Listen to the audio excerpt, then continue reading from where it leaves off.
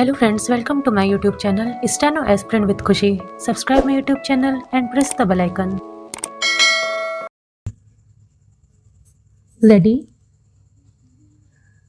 Start.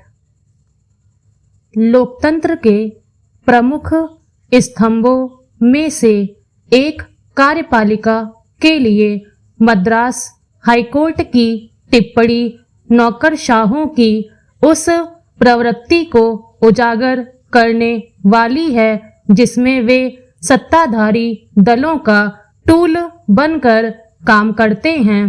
Tamil Nadu के पूर्व CM के पलानीस्वामी के खिलाफ हाईवे निविदा के मामले में नए सिरे से जांच के सरकार के आदेश को रद्द करते हुए हाईकोर्ट ने कहा कि संविधान लागू होने के 73 साल बाद कड़वी हकीकत यह है कि कार्यपालिका ने अपनी स्वतंत्रता लगभग खो दी है। इतना ही नहीं, वह सत्ताधारी राजनीतिक दल के आदेशों को क्रियान्वित करने वाला औजार बन गया है। सत्ता बदलाव के साथ ही कार्यपालिका की कार्यप्रणाली में बदलाव का यह उदाहरण अकेला नहीं है।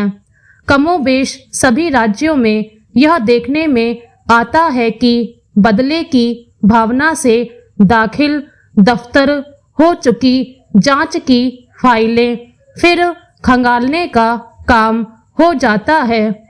न्यायपालिका की यह टिप्पणी जाहिर करती है कि सरकारें मौके बेमौके अपने विरोधियों को सबक सिखाने के लिए जांच एजेंसियों का टूल के रूप में इस्तेमाल कर रही हैं।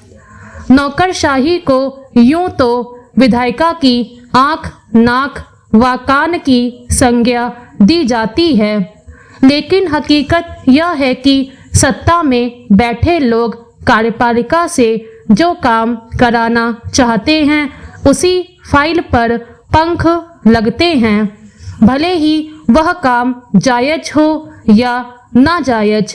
ऐसे में कार्यपालिका से जुड़े ज्यादातर लोग सरकारों के राजनीतिक एजेंडे के अनुरूप काम करने लगते हैं। इसी आधार पर अधिकारियों के पद स्थापन भी होने लगते हैं। जाहिर तौर पर कार्यपालिका में सरकार के पक्ष व विपक्ष के धड़े भी बनते दिखते हैं। इनमें पक्ष का धड़ा सत्ता के साथ रहने में माहिर माना जाता है।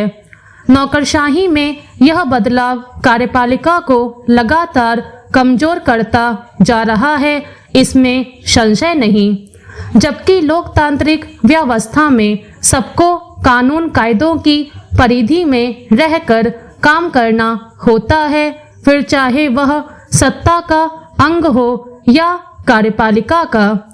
पर देखा जाता है कि सत्ता में आने के बाद राजनीतिक दल भी इन संस्थाओं को अपने हिसाब से चलाने की कोशिश करते हैं। पदोन्नति, मलाईदार पदों पर नियुक्ति और अन्य तरीकों से दिया जाने वाला प्रलोभन तंत्र को सत्ता के पक्ष में करने के लिए काफी है, जबकि लोकतंत्र में लोक सेवकों से गुणावगुण के आधार पर फैसले की उम्मीद की जाती है। नौकरशाह यदि सत्ताधारी दल के एजेंट के रूप में काम करते हुए दिखेंगे तो जाहिर है कार्यपालिका से जनता का भरोसा टूटेगा ही। ऐसे में कार्यपालिका के लिए अपनी स्वतंत्र पहचान बनाए रखना जरूरी है। दिल्ली में उपराज्यपाल और सरकार के बीच तकरार का सिलसिला थमने का नाम नहीं लेता। कोई ना कोई मुद्दा लेकर दोनों अक्सर उलझे रहते हैं। सरकार कोई फैसला करती है और उपराज्यपाल उस पर रोक लगा देते हैं। उपराज्यपाल खुद सरकार के हिस्से का फैसला करने लगते हैं और दिल्ली सरकार उसे राजनीतिक रंग देकर उछालना शुरू कर देती है। आए दिन दोनों के झगड़े अदालत में खड़े मिलते हैं। ऐसे में सर्वोच्च न्यायालय ने आकर कहा है कि संवैधानिक पदों पर बैठे लोग राजनीतिक कलह से ऊपर उठकर काम करें। मगर इस नसीहत पर मुख्यमंत्री और उपराज्यपाल कितनी गंभीरता दिखाएंगे कहना मुश्किल है। स्टॉप।